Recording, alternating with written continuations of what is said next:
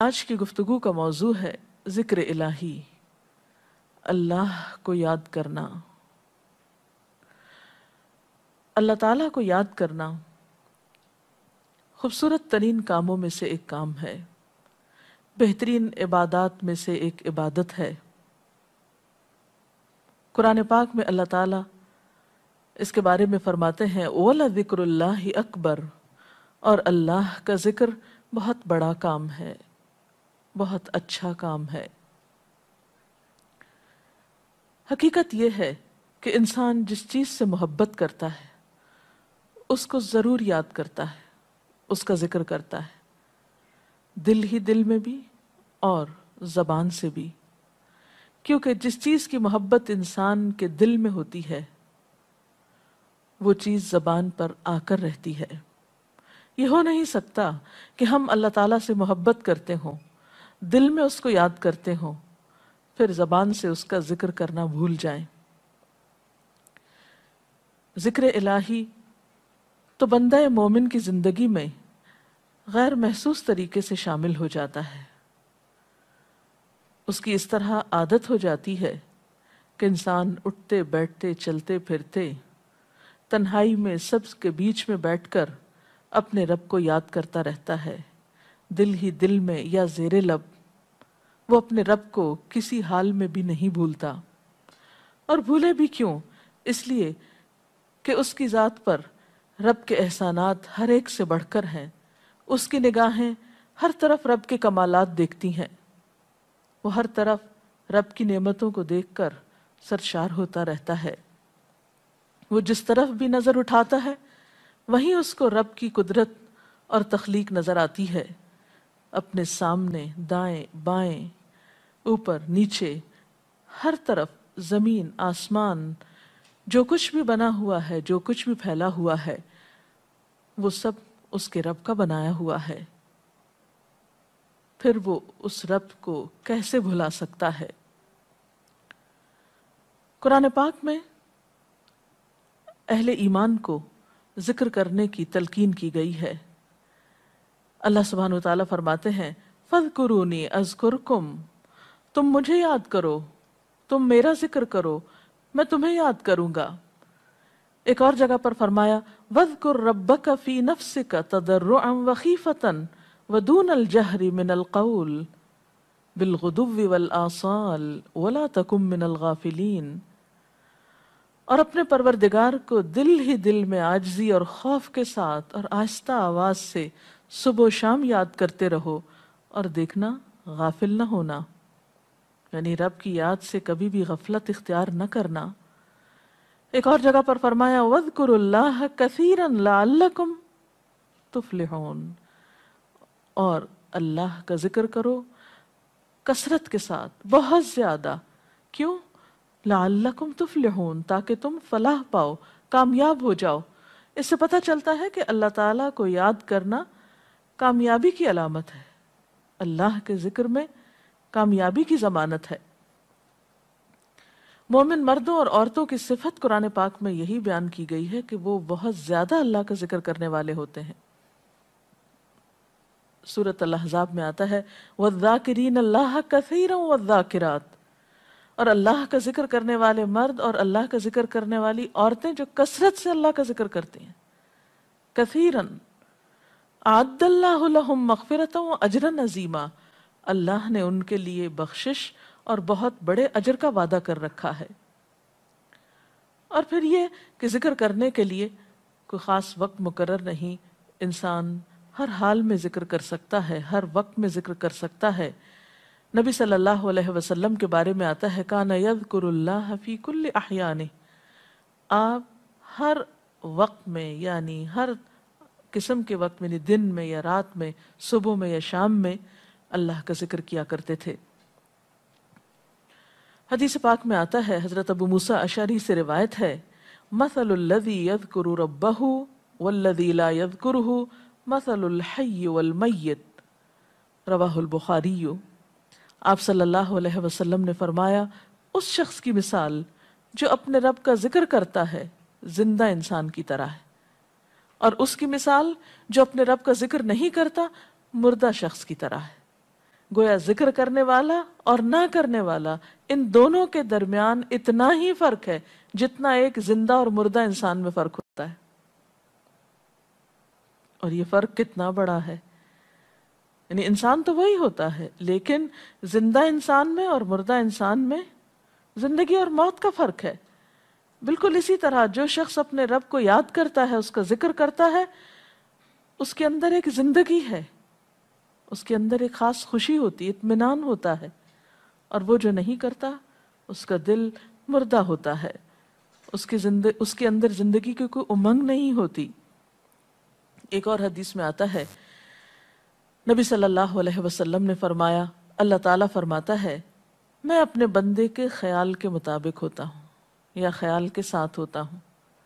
جو خیال وہ میرے بارے میں رکھتا ہے میں اسی کے مطابق اس کے ساتھ معاملہ کرتا ہوں، اور میں اس کے ساتھ ہوتا ہوں جب وہ مجھے یاد کرتا ہے.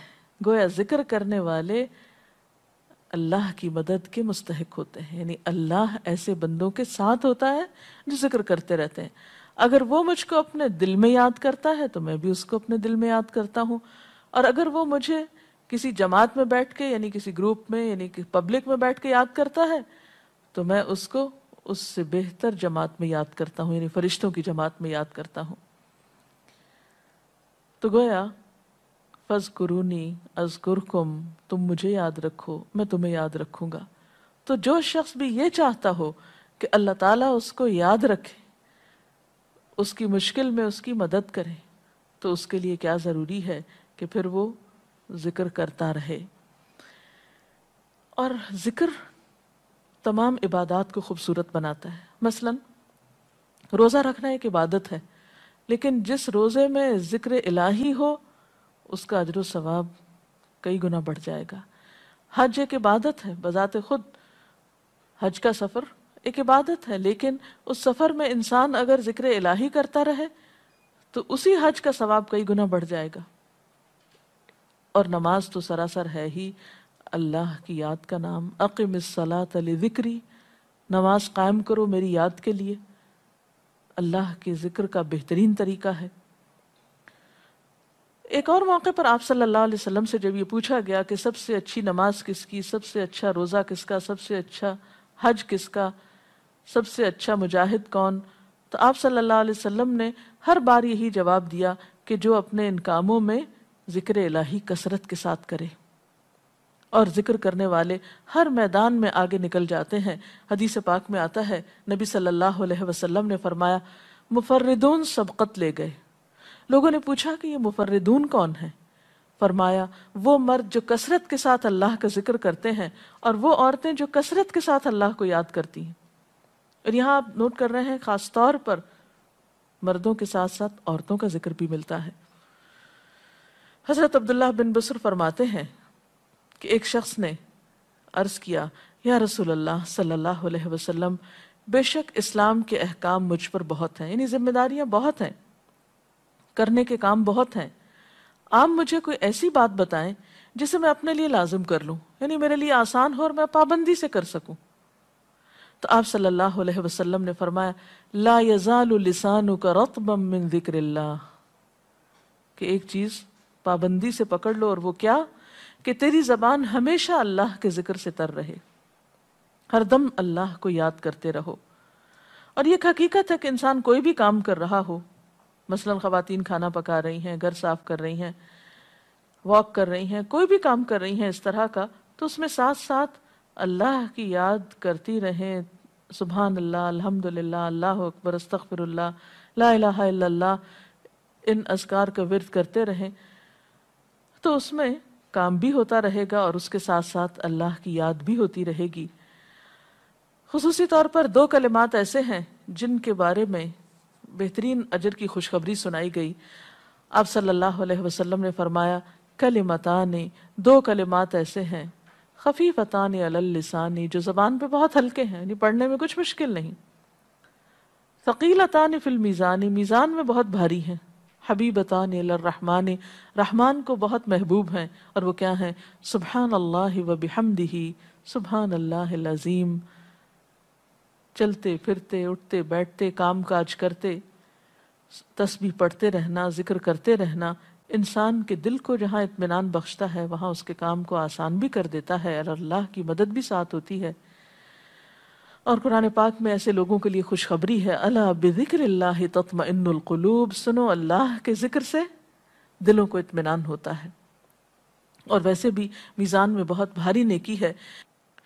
ایک حدیث میں آتا ہے کہ رسول اللہ صلی اللہ علیہ وسلم نے لوگوں سے پوچھا، کیا میں تمہیں نہ بتاؤں کہ تمہارے اعمال میں سب سے اچھا عمل، سب سے پاکیزہ اور تمہارے درجات کو سب سے زیادہ بڑھانے والا، اور جو تمہارے لیے سونے چاندی کے خرچ کرنے سے زیادہ بہتر ہو، اور اس سے بھی بہتر ہو کہ تم اپنے دشمنوں سے ملو، ان کی گردنیں تم مارو اور وہ تمہاری گردنیں مارے، تو کیا ایسا عمل نہ تمہیں بتاؤں؟ صحابہ نے عرض کیا، ضرور یا رسول اللہ صلی اللہ علیہ وسلم، ہمیں ایسا عمل بتائیے۔ تو آپ نے فرمایا، وہ اللہ کا ذکر ہے، یعنی تمام اعمال میں وہ سبقت لے جاتا ہے۔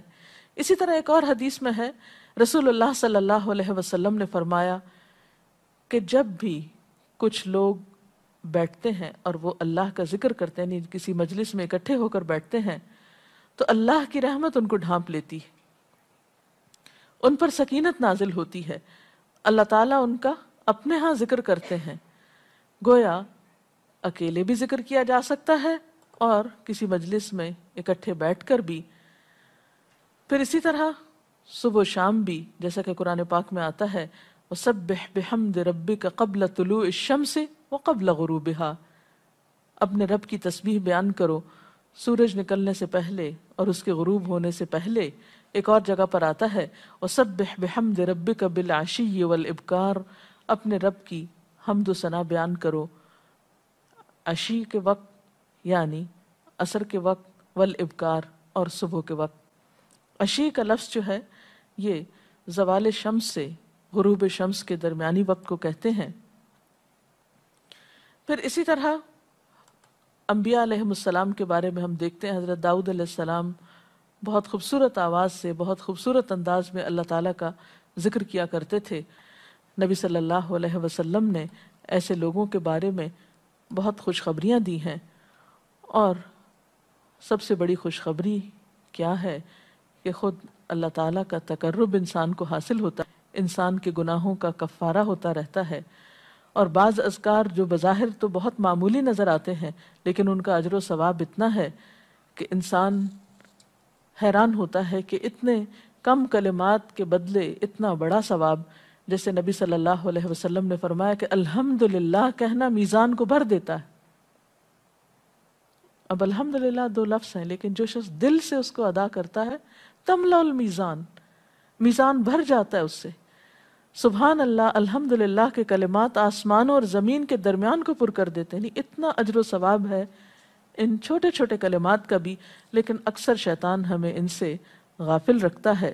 تو ضرورت اس بات کی ہے کہ ہم کثرت کے ساتھ اللہ کو یاد کرنے والے ہوں، تاکہ ہمارے دین و دنیا کے کام سنور جائیں اور آخرت میں اللہ کے محبوب اور مقرب بندوں میں ہمارا شمار ہو۔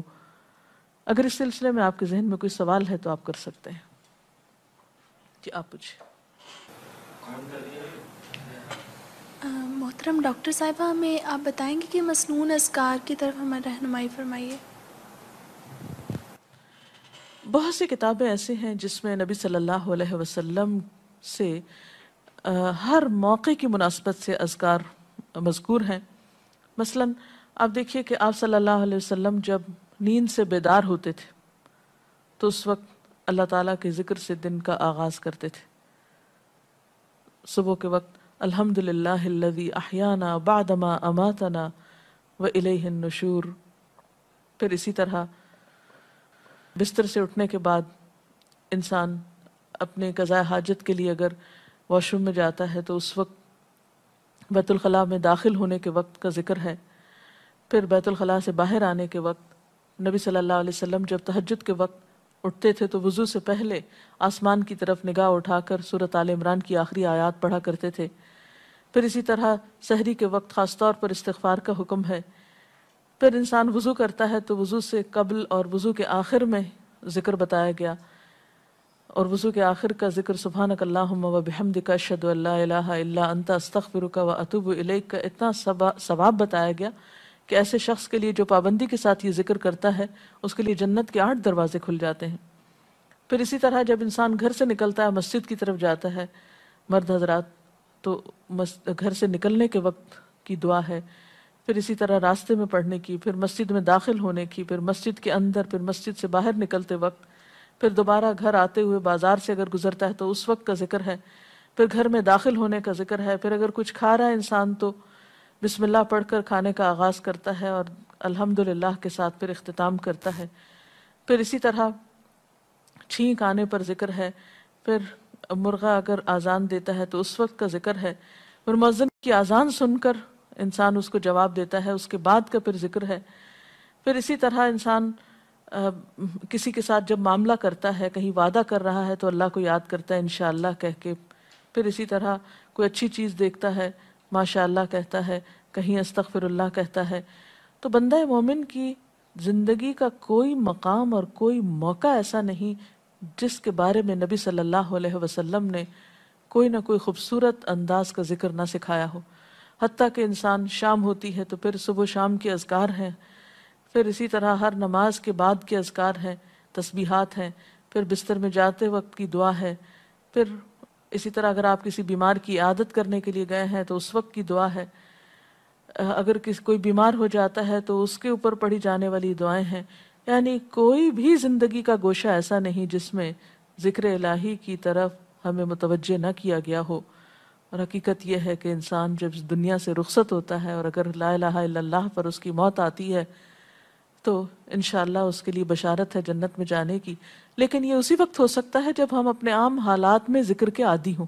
یہ نہیں ہو سکتا کہ عام طور پر ہم غافل رہیں اور اچانک موت کے وقت ہمیں یاد آ جائے۔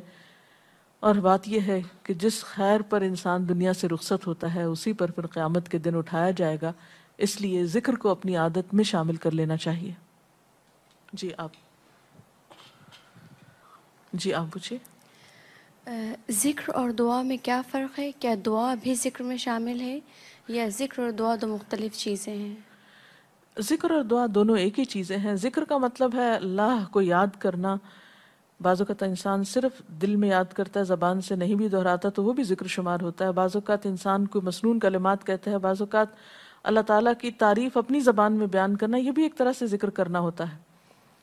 اور دعا میں خاص طور پر کسی چیز کا مطالبہ کیا جاتا ہے، یہ کچھ مانگا جاتا ہے اللہ تعالیٰ سے۔ یعنی ہر دعا ذکر ہے لیکن ہر ذکر دعا نہیں ہوتی۔ ذکر کی کئی قسمیں ہیں جن میں سے ایک دعا بھی ہے۔ جی آپ پوچھیں۔ کیا ذکر کے لیے ہر وقت باوضو رہنا ضروری ہے؟ ذکر کے لیے ہر وقت باوضو رہنے کی شرط نہیں ہے۔ قرآن پاک میں اللہ تعالیٰ فرماتے ہیں الذین یذکرون اللہ قیاما وقعودا وعلی جنوبہم وَيَتَفَكَّرُونَ فِي خَلْقِ السَّمَاوَاتِ وَالْأَرْضِ رَبَّنَا مَا خَلَقْتَ هَذَا بَاطِلًا سُبْحَانَكَ فَقِنَا عَذَابَ النَّارِ۔ وہ لوگ جو اللہ کو یاد کرتے رہتے ہیں کھڑے ہو کر، بیٹھ کر، لیٹ کر، اپنے پہلوؤں پر، اور کائنات میں غور و فکر کرتے رہتے ہیں، کہتے ہیں کہ پاک ہے تو اے ہمارے رب، ہمیں آگ کے عذاب سے بچا۔ تو اس سے یہ پتہ چلتا ہے کہ انسان بیٹھ کر، چلتے پھرتے اور لیٹ کر بھی اللہ کو یاد کر سکتا ہے۔ اب لیٹنے کی حالت ایسی جس میں سونا بھی شامل ہے، تو سوتے ہوئے اگر انسان ڈر جائے یا کوئی برا خواب ہے تو اس وقت بھی ذکر کرنا، مسنون ذکر موجود ہے۔ یعنی اس وقت بھی نبی صلی اللہ علیہ وسلم نے دعا مانگنے کا طریقہ بتایا کہ اب کیا پڑھو، تاکہ تم اس خواب کے خوف سے، اگر کوئی ناپسندیدہ خواب ہے تو اس سے باہر آ جاؤ۔ تو اب آپ دیکھیں کہ سو کر تو وضو باقی نہیں رہتا، اور اگر اللہ کی یاد کے ساتھ ہر وقت باوضو ہونے کی شرط ہوتی تو پھر تو شاید ہی کوئی ذکر کر سکتا ہر وقت، کیونکہ ایک مشکل کام ہے۔ وضو نماز کے لیے شرط ہے، نماز وضو کے بغیر نہیں ہوتی، لیکن ذکر آپ وضو کے بغیر کر سکتے ہیں، اور اس میں درود شریف بھی شامل ہے، آیت کریمہ بھی شامل ہے۔ ہاں افضل ہے اگر آپ کو توفیق اللہ نے دی کہ آپ وضو کے ساتھ ہیں اور وضو کے ساتھ ذکر کریں، لیکن اگر باوضو نہیں ہے تو ذکر سے آپ کو کوئی چیز روک نہیں سکتی، الا یہ کہ آپ بیت الخلاء میں ہیں، اس وقت ذکر نہیں کرنا چاہیے۔ ادروائز آپ عام روٹین کے نارمل کاموں میں اللہ تعالیٰ کو یاد کر سکتے ہیں، خواہ وضو سے ہوں یا بغیر وضو کے ہوں۔ جی آپ۔ قرآن پاک جو ہم پڑھ رہے ہوتے ہیں تو کیا ضروری ہے کہ ہم بہت پراپرلی بیٹھ کر پڑھیں یا ہم ٹیک لگا کے یا ہم اپنے بستر پہ بھی پڑھ سکتے ہیں؟ افضل تو یہی ہے، پسندیدہ یہی ہے کہ انسان با ادب بیٹھے، لیکن اگر آپ قرآن پاک کا کچھ حصہ زبانی یاد کیے ہوئے ہیں، کچھ صورتیں ایسی آپ کو آتی ہیں اور آپ چلتے پھرتے ان کی دہرائی کرنا چاہتے ہیں تو ایسا بھی کر سکتے ہیں۔ اجتماعی ذکر کی کیا کیا صورتیں ہو سکتی ہیں؟ اجتماعی ذکر میں قرآن پاک کا پڑھنا، پڑھانا، سیکھنا، سکھانا، اس کو یاد کرنا، یہ تمام چیزیں آتی ہیں۔ اس کے ساتھ ہی آج کا پروگرام کا وقت ختم ہوتا ہے، اجازت چاہتے ہیں۔ السلام علیکم ورحمۃ اللہ وبرکاتہ۔ اللہ اکبر، اللہ اکبر، لا الہ الا اللہ، واللہ اکبر، اللہ اکبر وللہ الحمد۔